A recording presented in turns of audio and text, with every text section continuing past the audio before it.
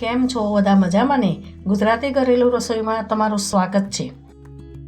તો આજે આપણે બનાવીશું ધાબા સ્ટાઇલમાં બને તેવો ચટાકેદાર અને મસાલેદાર એવો રીંગણનો ઓરો। આ રીંગણનો ઓરો ઘરે બનાવવો ખૂબ સરળ છે અને સ્વાદમાં તો ખૂબ ટેસ્ટી લાગે છે। તો ચાલો બનાવવાનું શરૂ કરીએ। અહીંયા મેં મોટા 2 રીંગણ લીધા છે, તેને મેં ધોઈને સાફ કરી લીધા છે। હવે તેને ચપ્પાની મદદથી છાલને છોલી કાઢીશું।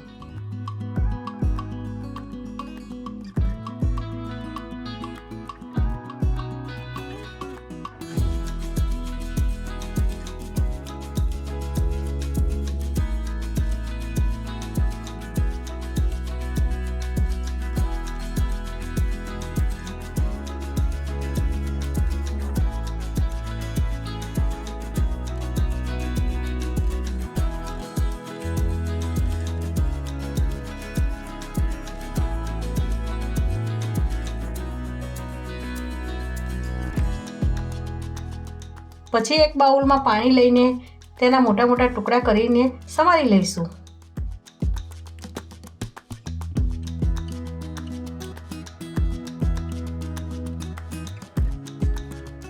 તો બધા રીંગણ આવી રીતે સમારી લીધા। હવે આપણે રીંગણને વરાળથી બાફી લઈશું। તો હવે એક બાઉલમાં પાણી રેડીને ઉપર કાણાવાળી જારી મૂકીને તેની ઉપર સમારેલા રીંગણ બાફવા માટે મૂકી દઈશું। આવી રીતે સમારીને વરાળથી બાફવાથી રીંગણમાં કોઈ પણ જાતનું સડેલું હોય તો આપણને ખબર પડે, અને જો આપણે શેકીએ તો રીંગણ સડેલું છે તેની આપણને ખબર ના પડે અને બધું અંદર બફાઈ જાય।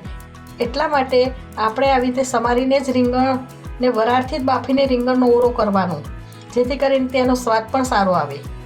રીંગણ બાફવા માટે મૂકી દીધા છે। હવે તેને 2 મિનિટ ઢાંકણ ઢાંકી દઈશું।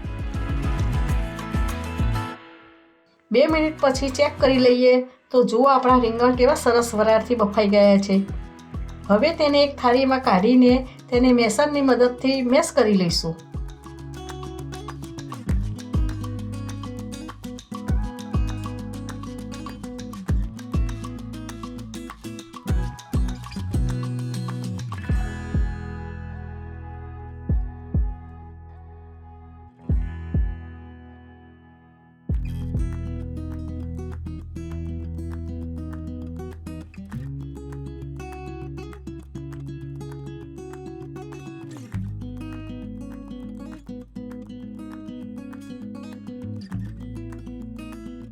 તો જુઓ આપણા રીંગણ કેવા સરસ રીતે મેશ થઈ ગયા છે। રીંગણને શેકવા કરતાં પણ વરાળથી બાફેલા રીંગણનો ઓરાનો સ્વાદ ખૂબ સરસ આવે છે। હવે એક કઢાઈમાં 3 ચમચા જેટલું તેલ રેડીશું। રીંગણના ઓરામાં તેલનું પ્રમાણ ચડિયાતું રાખવાનું। તેલ ગરમ થઈ ગયા પછી 1 ચમચી જીરું નાખીશું। જીરું તતરી ગયા પછી થોડી હિંગ નાખીશું। પછી 2 ચમચી જેટલું આદુ મરચાંની પેસ્ટ નાખીશું। 2 ચમચી લસણની લાલ ચટણી નાખીશું। પછી તેને હલાવીને તેલમાં સાંતળી લઈશું, જેથી કરીને લસણનો કાચો પણ નીકળી જાય।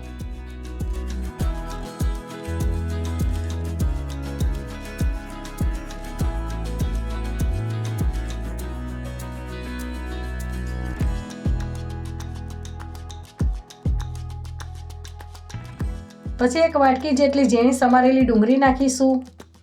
ડુંગળીને તેલમાં સાંતળી લઈશું।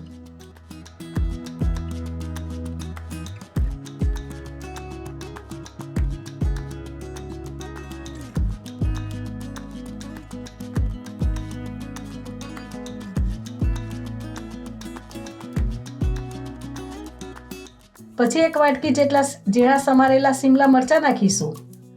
પછી બરોબર હલાવીને મિક્સ કરી દઈશું।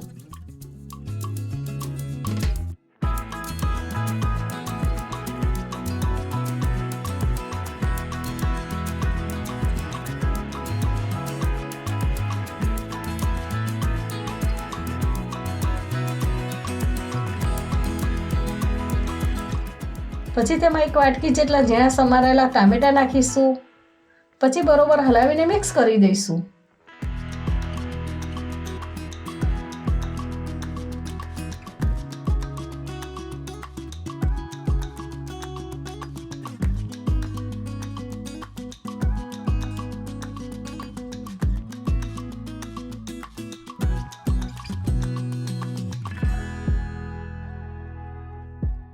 ટામેટાં સોફ્ટ થઈ ગયા પછી સ્વાદ અનુસાર મીઠું નાખીશું, 1 ચમચી હળદર નાખીશું, 2 ચમચી કાશ્મીરી લાલ મરચું,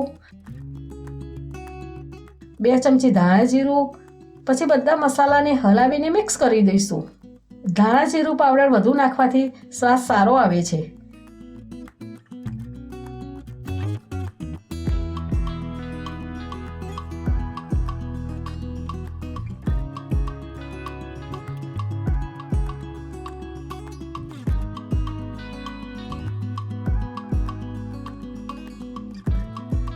બધા મસાલાને મિશ્રણ સાથે તેલમાં ચડીને સરસ સેટ થઈ ગયા છે. તો જુઓ આપણા ગ્રેવીમાંથી તેલ પણ છૂટું પડી ગયું છે. તો હવે તેમાં મેશ કરેલા રીંગણ નાખી દઈશું. પછી તેને હલાવીને મિક્સ કરી દઈશું. 2 મિનિટ સુધી હલાવતા રહેવાનું.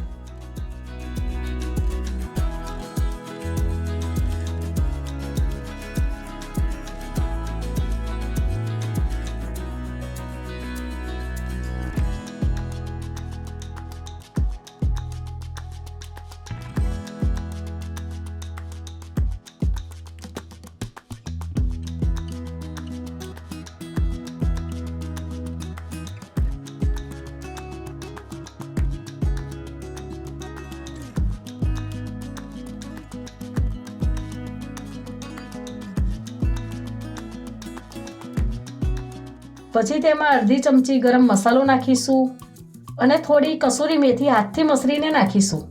કસૂરી મેથી નાખવાથી રીંગણનો ઓરો ધાવાને પણ ભૂલાવી દે એવો સ્વાદ આવે છે.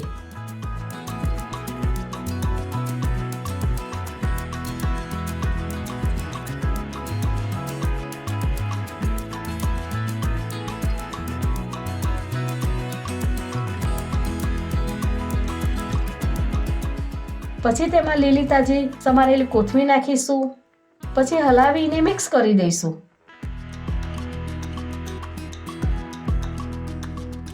તો જુઓ આપણો ગરમા ગરમ મસાલેદાર રીંગણનો ઓરો ખાવા માટે રેડી થઈ ગયો છે.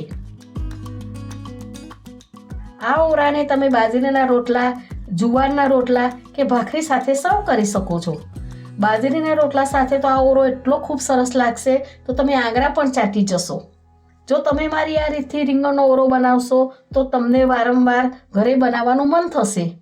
તમને મારી આ રેસીપી ગમી હોય તો મારા વિડીયોને લાઈક કરજો અને મારી ચેનલને સબસ્ક્રાઈબ કરજો. જય શ્રી કૃષ્ણ.